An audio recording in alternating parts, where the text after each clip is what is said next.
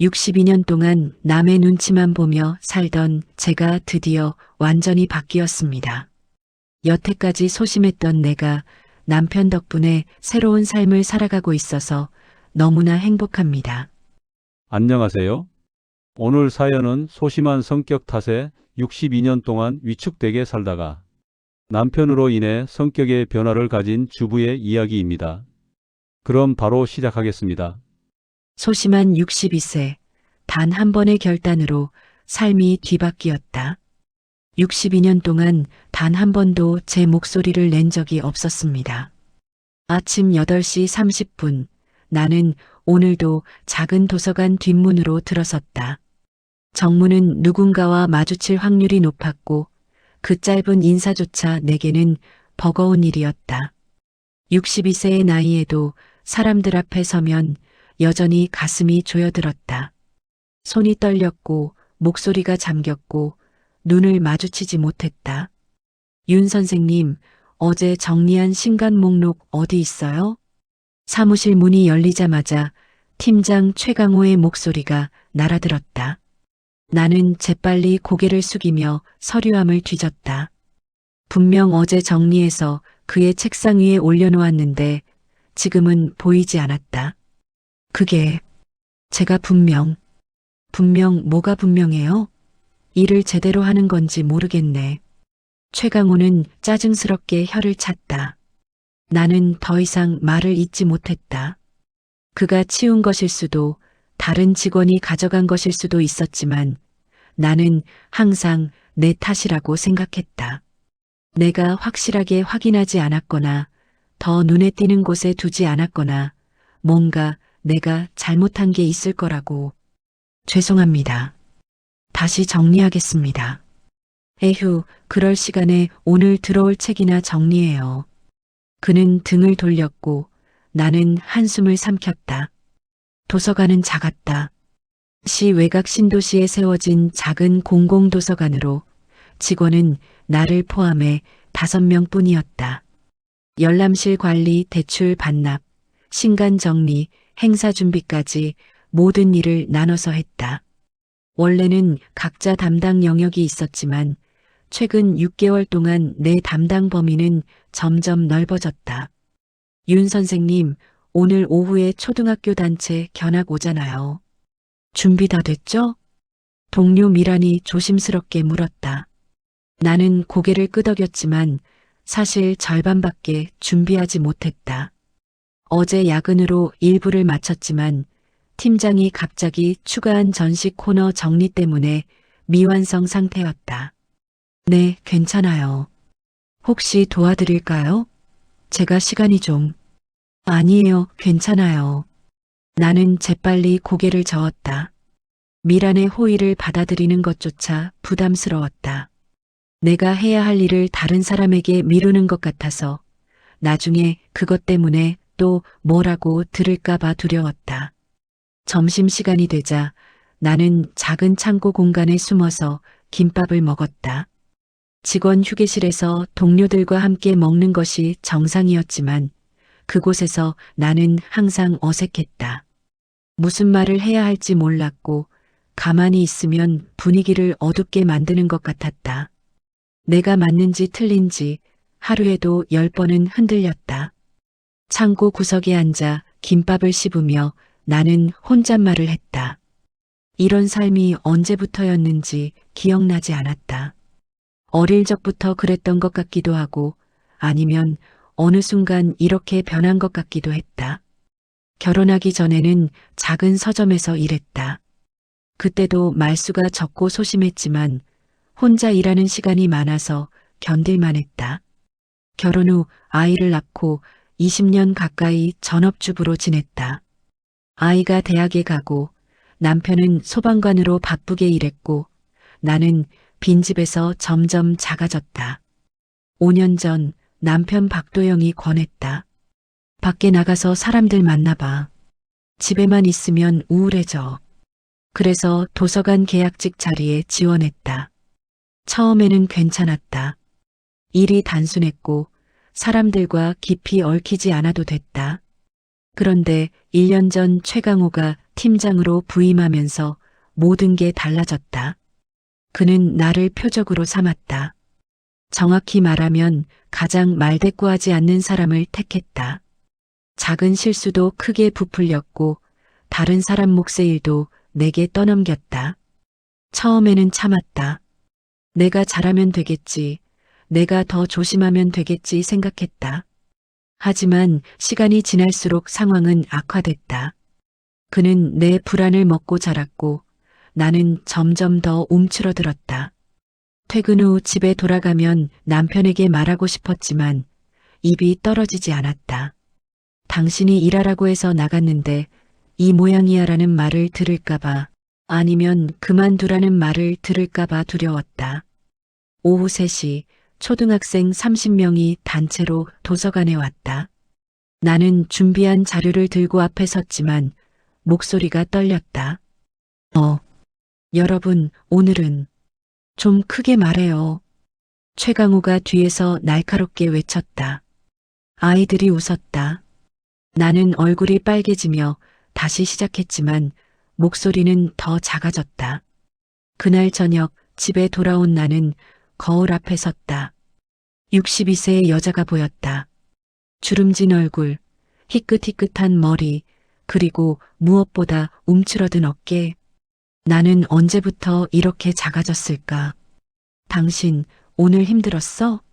남편 도영이 부엌에서 저녁을 준비하며 물었다. 나는 고개를 저었다. 아니, 괜찮아. 거짓말이었다. 하지만 나는 언제나 그렇게 대답했다. 내 문제를 남에게 떠넘기는 것은 심지어 남편에게조차 미안한 일처럼 느껴졌다.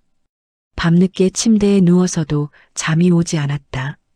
내일은 또 어떤 일이 벌어질까? 내가 또 무슨 실수를 할까? 팀장은 또 어떤 식으로 나를 지적할까? 생각이 꼬리를 물었고 가슴이 답답해졌다. 62년을 이렇게 살아왔다. 그리고 아마 앞으로도 이렇게 살겠지. 나는 그렇게 믿었다. 2주일 후 도서관에 큰 행사 2개가 동시에 잡혔다. 하나는 지역 작가 초청 강연이었고 다른 하나는 독서의 달 기념 전시회였다. 원래 팀 전체가 나눠서 준비해야 할 규모였지만 팀장 최강호는 회의 시간에 태연하게 말했다. 작가 강연은 제가 직접 챙기고요. 전시회는 윤 선생님이 맡으세요. 나머지 분들은 일상 업무 유지하고요. 나는 귀를 의심했다. 전시회 준비는 전시 패널 제작, 도서 선정, 배치 계획, 홍보물 제작까지 최소 3주는 걸리는 작업이었다. 그런데 2주일 안에 혼자 하라고?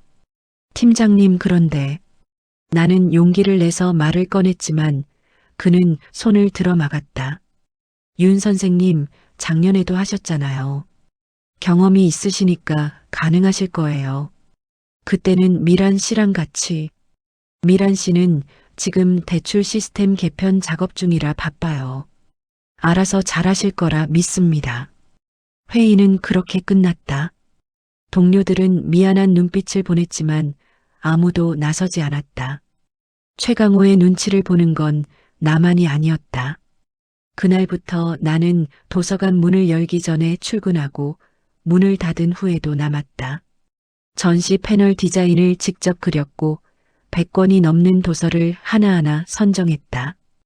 홍보물 초안을 3번이나 고쳤다. 말 한마디 못하는 내가 원망스러웠다. 밤 10시 텅 빈 도서관에서 혼자 작업하며 나는 울컥했다. 왜 나는 그때 안 됩니다라고 말하지 못했을까? 왜 나는 항상 시키는 대로만 하는 걸까? 사흘째 되는 날 집에 돌아가니 11시가 넘어 있었다. 남편은 소파에서 졸고 있다가 나를 보고 놀라 일어났다. 이렇게 늦게까지? 무슨 일 있어? 응. 행사 준비 좀. 도와줄 사람 없어? 다들 바빠서. 나는 피곤하다는 핑계로 방으로 들어갔다. 남편의 걱정 어린 눈빛을 더 이상 마주하고 싶지 않았다. 그에게 설명하면 그는 분명 그만두라고 말할 것이다. 하지만 나는 그만둘 수도 없었다. 도망치는 것처럼 느껴져서 내가 더 한심해 보일 것 같아서 일주일이 지나자 몸에 이상 신호가 왔다. 어깨가 굳었고 손목이 쑤셨고 눈이 침침해졌다. 밥맛이 없었고 잠을 자도 피곤했다.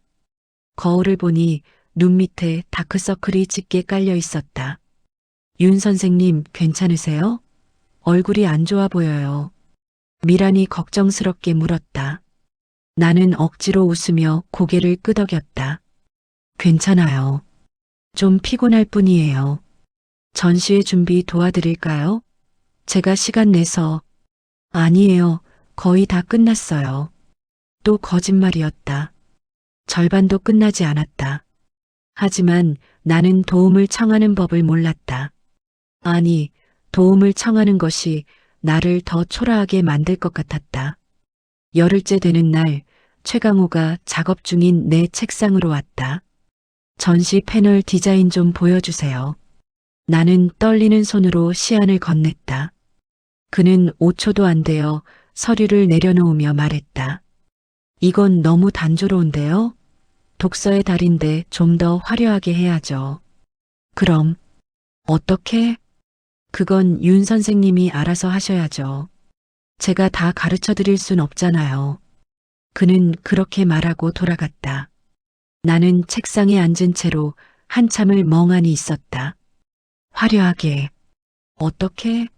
예산도 부족한데 시간도 없는데 어떻게 더 화려하게 만들란 말인가. 그날 밤 나는 처음으로 도서관 바닥에 주저앉았다. 12시 30분 불 꺼진 도서관에서 혼자 울었다. 소리 내지 않고 눈물만 주르륵 흘렀다. 20년 전업주부로 살다가 5년 전 도서관에 나온 내가 바보 같았다. 그냥 집에 있을걸. 이렇게 고통받을 이유가 없었는데 내 자신이 문제라고 믿었다. 바닥에 앉아 무릎을 안고 있던 나는 중얼거렸다. 팀장이 부당한 게 아니라 내가 일을 제대로 못하는 거라고. 내가 더 잘하면 되는 거라고. 내가 더 빨리, 더 완벽하게 하면 인정받을 거라고. 그런데 그게 사실일까? 아니, 이미 알고 있었다. 이건 내 문제가 아니었다. 그는 고의적으로 나를 괴롭히고 있었다. 말 못하는 사람을 골라서 계속 짓밟고 있었다. 하지만 인정하고 싶지 않았다. 인정하면 뭔가 해야 하는데 나는 할 수 있는 게 없었다. 싸울 용기도 그만둘 용기도 없었다. 그냥 참고 견디는 것만이 내가 할 수 있는 전부였다. 자정이 넘어 집에 돌아가려고 가방을 챙기는데 도서관 문이 열렸다. 정희야? 현관에 서 있는 사람은 남편 박도영이었다. 그는 걱정스러운 얼굴로 도서관 안을 둘러보더니 내게 다가왔다. 왜 여기 와? 나는 당황해서 물었다. 도영은 가방을 내려놓으며 조용히 말했다.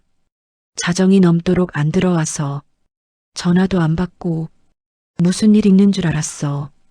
미안해. 전화 소리 못 들었어. 집중하느라. 나는 얼른 가방을 챙기려 했지만 도영이 내 손을 잡았다. 그의 손은 따뜻했고 내 손은 얼음처럼 차가웠다. 당신 울었어? 아니, 아니야. 거짓말. 눈 빨개. 도영은 내 어깨를 가만히 감싸며 천천히 말했다. 정희야, 무슨 일이야? 말해봐. 아무것도 아니야. 그냥 일이 좀 많아서. 열흘째잖아. 매일 밤 11시 넘어 들어오고 주말에도 출근하고. 이거 정상이 아니야. 나는 더 이상 말을 잇지 못했다. 숨겨왔던 감정이 무너져 내렸다. 눈물이 다시 흘렀고 나는 고개를 숙였다. 미안해. 나 때문에. 미안할 게 뭐가 있어. 당신 잘못이 아니잖아. 도영은 나를 의자에 앉히고 내 책상 위를 둘러봤다.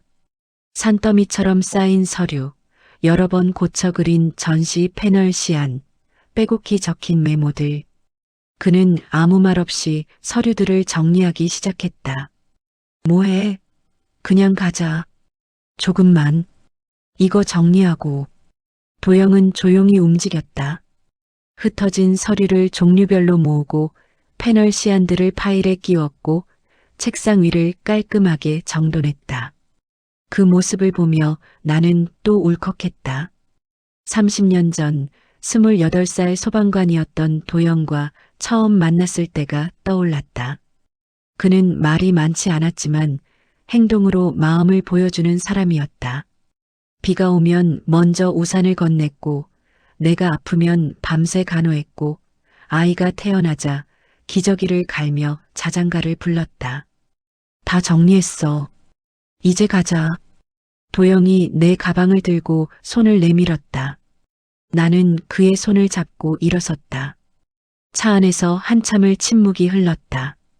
도영이 먼저 입을 열었다. 팀장이 그래. 응. 얼마나? 1년쯤. 왜 진작 말 안 했어? 나는 대답하지 못했다. 왜? 부끄러워서? 한심해 보여서? 아니면 도영이 화낼까봐? 미안해. 미안할 거 없어. 당신이 힘들었겠지. 도영은 한숨을 쉬며 계속 말했다. 정희야, 나도 30년 넘게 조직 생활했어. 소방서도 똑같아. 부당한 사람, 권력 남용하는 사람, 어디든 있어. 그런데 알아? 그런 사람들은 말 못하는 사람만 골라. 만만해 보이는 사람만 괴롭혀. 그래서 말해야 해. 당신이 말해야 바뀌어. 난 못해. 너도 알잖아. 나 원래 이래. 알아. 당신 소심한 거 나도 알아. 그래서 30년 동안 내가 대신 싸워줬잖아. 아파트 층간소음 문제 생기면 내가 올라갔고, 아이 학교 문제 생기면 내가 선생님 만났고, 그런데 이번엔 내가 대신해 줄 수가 없어. 이건 당신 직장이야. 당신이 해야 해. 나는 고개를 저었다. 못해. 무서워. 말하면 더 심해질 것 같아. 안 그래. 내 경험상 이런 사람들은 한 번 맞서면 주춤해. 왜냐면 본인들도 잘못한 거 알거든. 떳떳하면 그렇게 안 해. 도영은 잠깐 멈췄다가 다시 말했다. 넌 잘하고 있어. 너무 조심스러울 뿐이야. 그 한마디가 나를 살렸다. 집에 도착해서도 나는 도영의 말을 곱씹었다. 넌 잘하고 있어. 너무 조심스러울 뿐이야. 62년 인생에서 누군가 내게 잘하고 있다고 말해준 적이 몇 번이나 있었을까? 그날 밤 나는 오랜만에 푹 잤다. 문제가 해결된 건 아니었지만 적어도 혼자가 아니라는 사실이 위안이 됐다. 다음 날 아침 도영은 출근하기 전에 내게 작은 메모를 남겼다. 당신은 강해. 단지 그걸 잊고 있을 뿐. 마이너스 도영. 나는 그 메모를 지갑에 넣었다. 그리고 도서관으로 향했다. 전시회 전날 밤 나는 마지막 점검을 하고 있었다. 패널은 완성됐고 도서 배치도 끝났고 홍보물도 출력해서 비치했다. 2주일 동안의 야근과 주말 근무 끝에 드디어 완성했다. 이 정도면 괜찮겠지.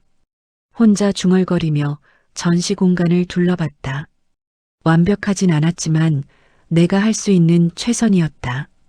최강호가 요구한 화려함은 예산상 불가능했지만 깔끔하고 정돈된 느낌은 살렸다. 다음 날 아침 전시회가 시작됐다.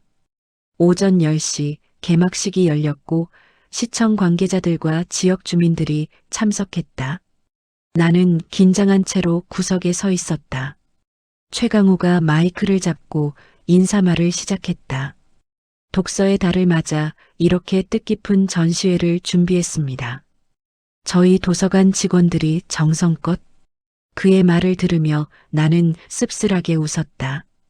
직원들이라고 했지만 실제로는 내가 혼자 다 했다. 하지만 뭐 상관없었다. 인정받으려고 한 일이 아니었으니까. 개막식이 끝나고 관람이 시작됐다. 사람들은 전시물을 둘러보며 긍정적인 반응을 보였다. 나는 안도의 한숨을 쉬었다. 드디어 끝났다. 그런데 오후 2시쯤 문제가 생겼다. 시청 문화과장이 전시 패널 하나를 가리키며 최강호에게 뭔가 말했다. 나는 멀리서 그 장면을 봤지만 무슨 내용인지는 들리지 않았다. 최강호의 얼굴이 굳어지는 게 보였다. 30분 후 그가 나를 사무실로 불렀다. 윤 선생님, 저 좀 따라오세요. 나는 불안한 마음으로 사무실에 들어갔다. 최강호는 노트북을 펼쳐 보이며 날카롭게 말했다. 이거 저작권 확인하셨어요? 화면에는 전시 패널에 사용한 일러스트 이미지가 떠 있었다. 나는 무료 이미지 사이트에서 다운받아 사용했는데 그게 문제가 됐다. 네, 무료 이미지 사이트에서 상업적 이용 가능한 거 확인하셨냐고요. 그의 목소리가 높아졌다. 저희는 공공기관이라 저작권에 더 민감해야 하는 거 아세요? 문화과장님이 지적하셨어요. 이 이미지 상업용 금지래요. 지금 당장 교체해야 한다고요. 죄송합니다. 제가 확인을 안 하셨잖아요. 이거 큰일 날 뻔했어요. 최강호는 계속 소리를 질렀다. 나는 머리가 하얘지며 말문이 막혔다. 분명 무료라고 써 있었는데 상업용 금지는 확인하지 못했다. 내 실수였다. 2주일 동안 뭐 한 거예요? 맨날 야근한다더니 이런 기본도 안 챙기고. 죄송합니다. 죄송하다고 해결돼요? 지금 당장 다른 이미지 찾아서 패널 새로 만들어요. 네. 지금 바로. 나는 후들거리는 다리로 사무실을 나왔다. 복도를 걷는데 동료들의 시선이 느껴졌다. 다들 사무실에서 들려오는 고함 소리를 들었을 것이다. 화장실로 달려가 문을 잠그고 변기 뚜껑에 앉았다. 눈물이 쏟아졌다. 2주일 동안의 피로와 스트레스, 그리고 지금의 모욕감이 한꺼번에 밀려왔다. 세상이 내 등 뒤에서 닫히는 듯했다. 한참을 울고 나서야 거울을 봤다. 눈이 충혈됐고 얼굴이 퉁퉁 부어 있었다. 62세의 나는 지금 공중화장실에서 혼자 울고 있었다. 집에 돌아가고 싶었다. 아니, 이 세상에서 사라지고 싶었다. 왜 나는 항상 이 모양일까? 왜 나는 항상 실수하고 혼나고 작아질까? 1시간 후 나는 억지로 마음을 추스르고 화장실에서 나왔다. 다른 이미지를 찾아 패널을 수정했고 저녁 7시에 겨우 교체 작업을 마쳤다. 퇴근 시간이 훨씬 지났지만 최강호는 수고했다는 말 한마디 없었다. 그는 내가 당연히 해야 할 일을 했을 뿐이라고 생각하는 것 같았다. 집에 돌아가는 버스 안에서 나는 창밖을 멍하니 바라봤다. 스쳐 지나가는 불빛들이 흐릿했다. 내 인생도 저렇게 흐릿하게 지나가는 걸까? 현관문을 열자 남편 도영이 저녁 식사를 차려놓고 기다리고 있었다. 왜 이렇게 늦어? 전시회 끝났잖아. 응. 나는 더 이상 말할 수 없었다. 식탁에 앉아 숟가락을 들었지만 밥이 넘어가지 않았다. 도영이 내 얼굴을 유심히 보더니 물었다. 또 무슨 일 있었어? 아니, 거짓말하지 마. 눈이 빨개. 나는 고개를 떨구며 그날 있었던 일을 말했다. 저작권 문제, 최강호의 고함, 동료들 앞에서 당한 모욕. 말하는 동안 목소리가 떨렸고 눈물이 또 흘렀다. 그 새끼가. 도영이 욕을 하려다 멈췄다. 그는 한숨을 쉬며 내 손을 잡았다. 정희야, 이건 아니야. 이건 정말 아니야. 내가 잘못했어. 확인을 제대로 안 했으니까. 그건 실수야. 누구나 할 수 있는 실수라고. 그렇다고 사람 앞에서 소리 지르는 건 폭력이야. 그건 절대 정당화될 수 없어. 도영의 목소리는 떨렸다. 그도 화가 난 것 같았다. 그만둬. 뭐, 그만둬. 내일 사표내. 나는 고개를 저었다. 그럴 순 없어. 그럼 진짜로 내가 지는 거잖아. 도망치는 거잖아. 지는 게 아니야. 당신 건강이 더 중요해. 아니야. 나 이렇게 끝날 순 없어. 나도 내가 왜 그런 말을 했는지 모르겠다. 분명 집에 돌아가는 버스 안에서는 그만두고 싶었는데 막상 남편이 그만두라고 하니 오히려 반발심이 들었다. 당신이 일하라고 했잖아. 집에만 있으면 우울해진다고. 그래서 나온 건데 이제 와서 그만두라고 하면 난 뭐가 돼? 미안해. 내가 그런 의도는 알아. 그냥 내가 너무 힘들어서 그래. 나는 일어나 방으로 들어갔다. 침대에 쓰러져 이불을 뒤집어 쓰고 울었다. 소리 내지 않으려 이불을 입에 물었다. 도영은 문 밖에서 한참을 서 있다가 조용히 돌아갔다. 그날 밤 나는 새벽 4시까지 잠들지 못했다. 다음 날 아침 나는 도서관에 가지 않았다.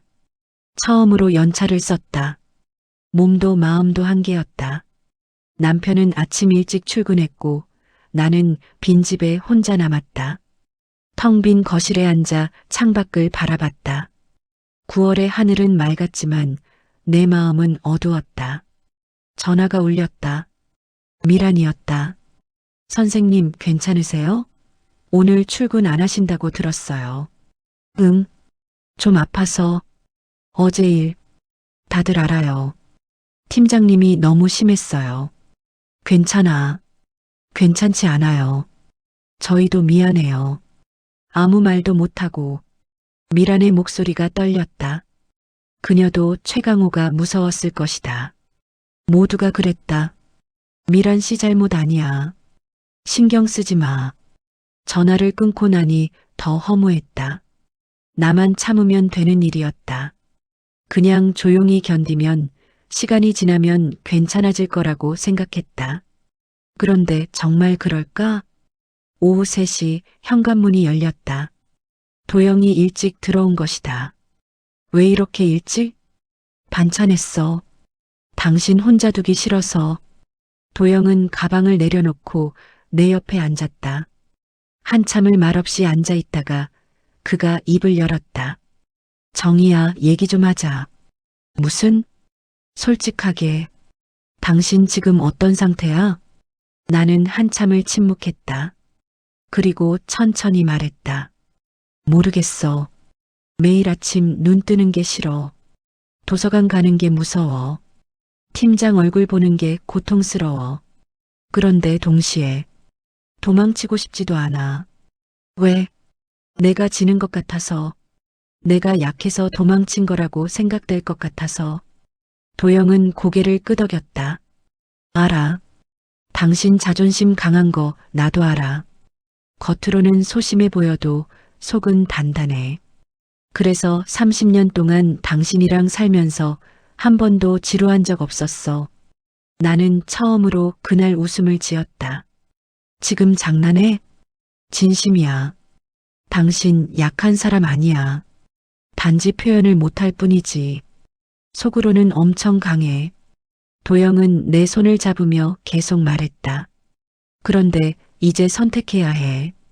계속 이렇게 당하면서 견딜 건지 아니면 맞설 건지. 도망치는 말고 맞서라고? 응. 언제까지 숨어 있을 거야? 내가 말해야 바뀐다. 도망칠 수만은 없다는 걸 처음 인정했다. 도영의 말은 어제와 같았지만 오늘은 다르게 들렸다. 어제는 두려웠는데 오늘은 뭔가 각오가 생겼다. 어떻게? 구체적으로 어떻게 하라는 거야? 간단해. 내일 출근해서 팀장한테 가. 그리고 말해. 이건 부당합니다. 바뀌어야 합니다. 그게 어디 쉬워. 안 쉬워. 당연히 안 쉬워. 당신한테는 엄청 무서운 일이겠지.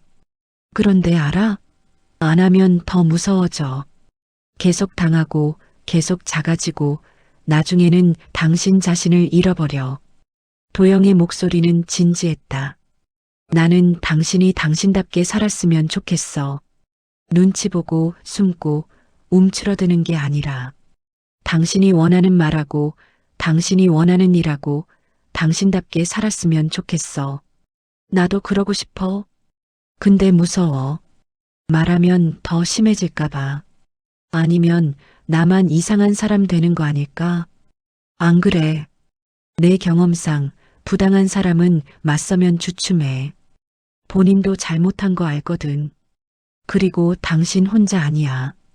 미란 씨 전화했잖아. 다들 알아. 다들 당신 편이야. 나는 한참을 생각했다. 62년을 소심하게 살아왔다. 말 한마디 제대로 못하고 눈치만 보고 혼자 사귀며 살아왔다. 그런데 이제 바꿀 수 있을까? 연습해 볼래? 도영이 갑자기 말했다. 뭐? 내일 팀장한테 할 말. 지금 나한테 연습해봐. 그게 무슨, 진짜야. 나한테 해봐. 내가 팀장이라고 생각하고. 도영은 자세를 바꿔 앉으며 인상을 찌푸렸다. 자, 나 최강호야. 윤 선생님, 무슨 일로 왔어요? 나는 어이없어 하다가 결국 따라했다. 말씀드릴 게. 뭐, 크게 말해봐요. 아, 그게 아니라. 도영이 원래 얼굴로 돌아왔다. 안 돼. 너무 약해. 다시. 이번엔 단호하게. 팀장님. 응? 이 업무 분배는 부당합니다. 오, 좋아. 계속. 전시회는 원래 팀 전체가 준비하는 일입니다. 혼자 하기엔 너무 벅찹니다. 좋아. 그렇지. 계속. 그리고 어제 저작권 문제도 제 실수지만 사람들 앞에서 소리 지르는 건 적절하지 않습니다. 도영은 박수를 쳤다. 완벽해. 바로 그거야. 정말? 응. 당신 할 수 있어. 그 말만 하면 돼. 우리는 밤늦게까지 연습했다. 처음엔 어색했지만 점점 자연스러워졌다. 도영은 다양한 반응을 연기했고 나는 거기에 맞춰 대응했다. 자정이 넘어서야 연습을 끝냈다. 침대에 누우니 가슴이 두근거렸다. 무서웠지만 동시에 뭔가 기대되는 느낌도 있었다. 도영아. 응?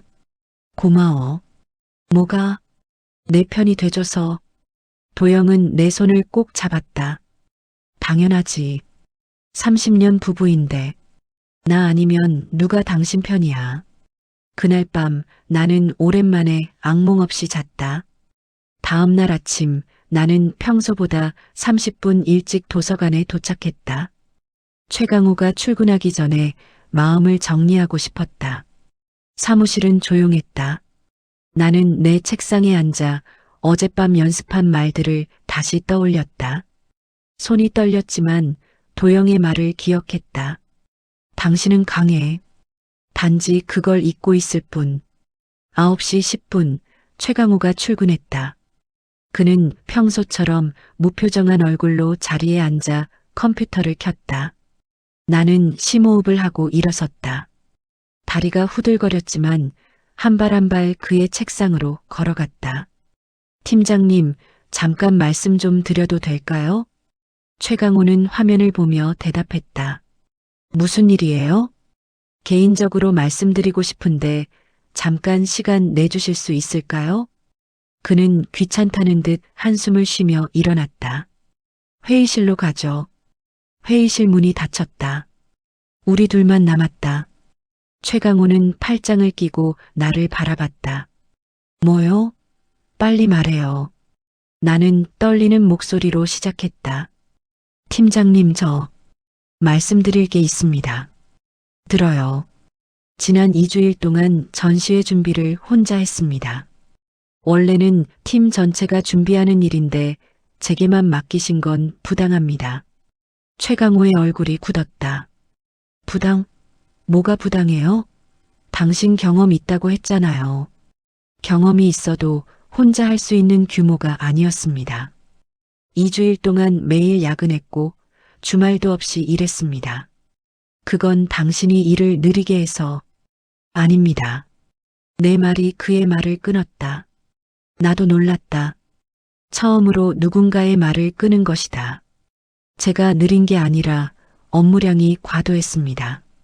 실제로 작년엔 미란 씨와 함께 한 달 동안 준비했습니다. 이번엔 2주일에 혼자 하라고 하셨습니다. 이건 객관적으로 불합리합니다. 그래서 뭐 어쩌라고요? 최강호의 목소리가 날카로워졌다. 앞으로는 업무 분배를 공정하게 해주셨으면 합니다. 그리고 어제 저작권 문제로 지적하신 건 제 실수가 맞습니다. 하지만 동료들 앞에서 소리 지르시는 건 적절하지 않습니다. 내가 언제 소리 질렀어요? 그냥 지적한 거잖아요. 목소리를 높이셨고 복도까지 들릴 정도였습니다.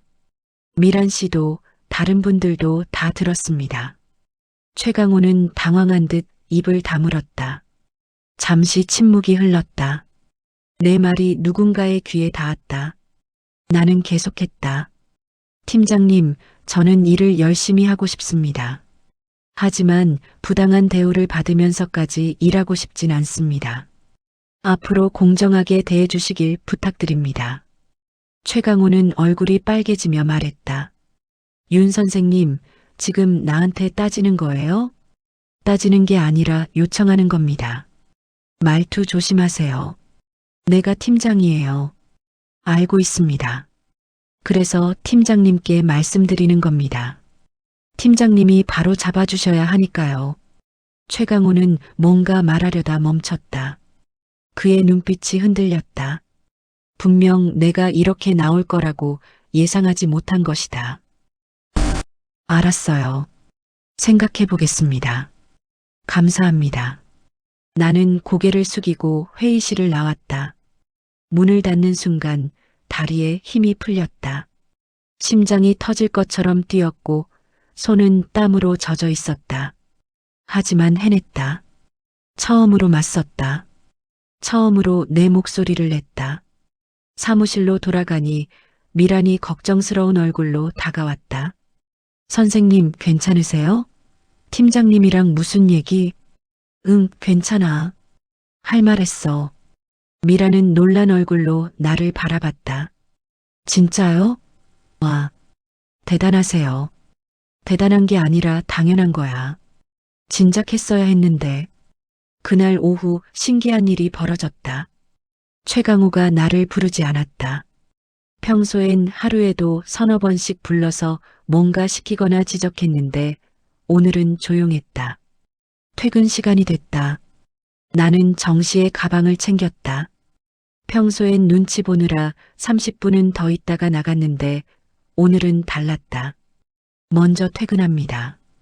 인사를 하고 나오는데 미란이 뒤따라 나왔다. 선생님, 오늘 정말 멋있으셨어요. 뭐가? 팀장님한테 말씀하신 거요. 저희도 다 알아요. 그동안 부당했던 거. 근데 아무도 말 못했어요. 무서워서. 나도 무서웠어. 그래도 하셨잖아요. 덕분에 저희도 용기 생겼어요. 미란의 말에 나는 눈시울이 뜨거워졌다. 고마워, 미란 씨. 집에 돌아가니 도영이 기다리고 있었다. 어떻게 됐어? 나는 그에게 오늘 있었던 일을 전부 말했다. 회의실에서의 대화, 최강호의 반응, 미란의 말까지. 도영은 내 말을 다 듣고 나서 활짝 웃었다. 내가 뭐라고 했어? 할 수 있다고 했잖아. 응. 당신 덕분에. 아니야. 당신이 한 거야. 내가 한 건 옆에서 응원한 것뿐이야. 도영은 나를 꼭 안았다. 자랑스러워. 진짜 자랑스러워. 그날 밤 나는 오랜만에 편안하게 잠들었다. 일주일 후 도서관에 작은 변화가 생겼다. 최강호는 더 이상 나에게만 과도한 업무를 떠넘기지 않았다.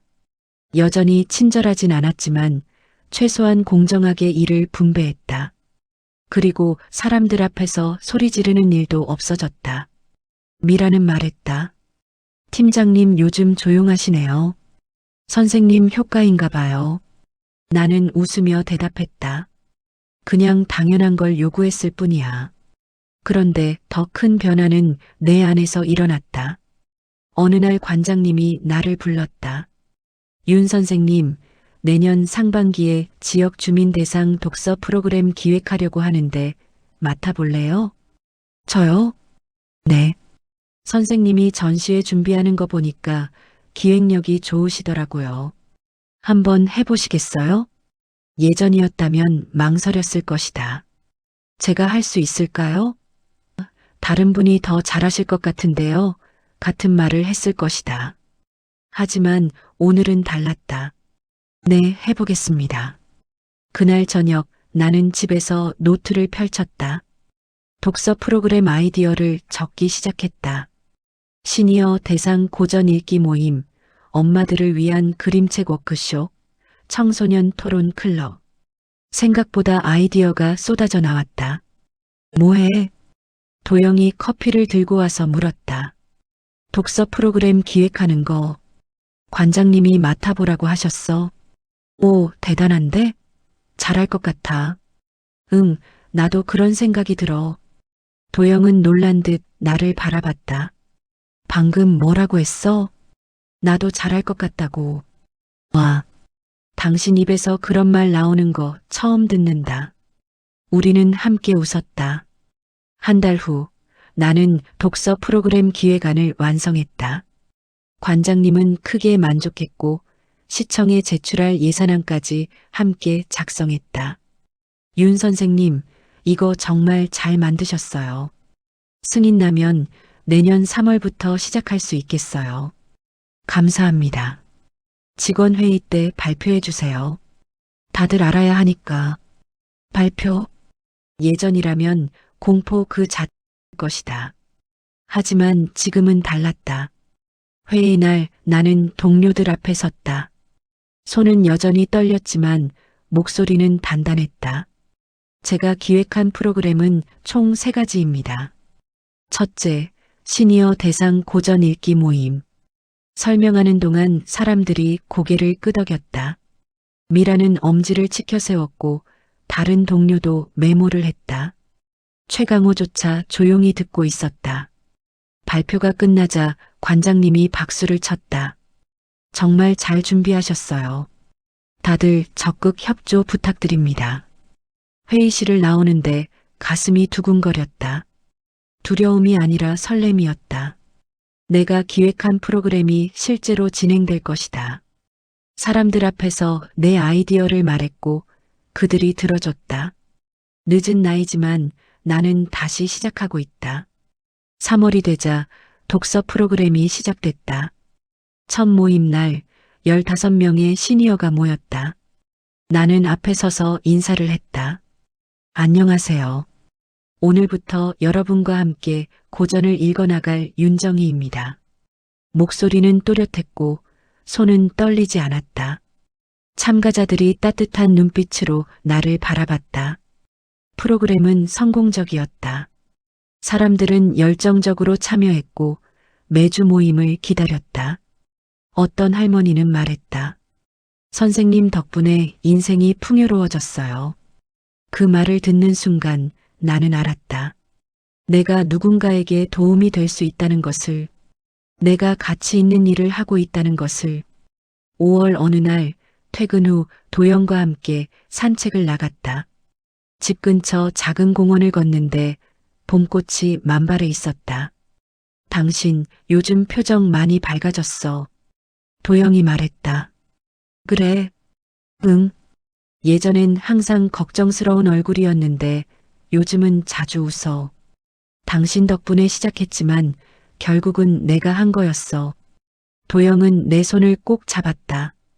맞아. 당신이 한 거야. 나는 그냥 옆에서 응원했을 뿐이고. 아니야. 당신이 없었으면 못했어. 그날 밤 도서관에 찾아와 줬을 때, 그때 당신이 말해줬잖아. 넌 잘하고 있어. 너무 조심스러울 뿐이야 라고. 기억하네.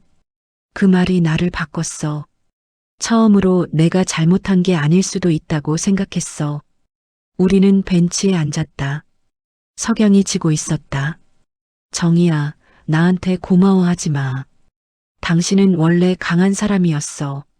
단지 그걸 잊고 있었을 뿐이야. 아니야. 나는 약했어. 62년 동안 줄곧 약했어. 그런데 당신이 나를 믿어줬잖아. 그게 나를 강하게 만들었어. 도영은 웃으며 말했다. 그럼 우리 서로 고마워하자. 나는 당신이 강해질 수 있게 믿어줬고, 당신은 그 믿음에 보답했고, 좋아. 그렇게 하자. 공원을 나와 집으로 돌아가는 길, 나는 하늘을 올려다봤다. 별이 반짝이기 시작했다. 62세. 많은 나이다. 어떤 사람들은 이 나이에 새로운 시작은 늦었다고 말할 것이다. 하지만 나는 알았다. 변화는 나이와 상관없다는 것을, 중요한 건 용기라는 것을. 다음 날 아침, 나는 거울 앞에 섰다. 62세의 여자가 보였다. 주름진 얼굴, 희끗희끗한 머리. 하지만 예전과 달라진 게 있었다. 바로 눈빛이었다. 더 이상 움츠러들지 않는 눈빛. 자신을 믿는 눈빛. 앞으로 나아갈 준비가 된 눈빛. 좋아. 오늘도 시작해보자. 나는 혼잣말을 하며 웃었다. 도서관으로 향하는 발걸음은 가벼웠다. 새로운 삶이 열리고 있었다. 그리고 나는 이제 막 시작이라는 걸 알았다.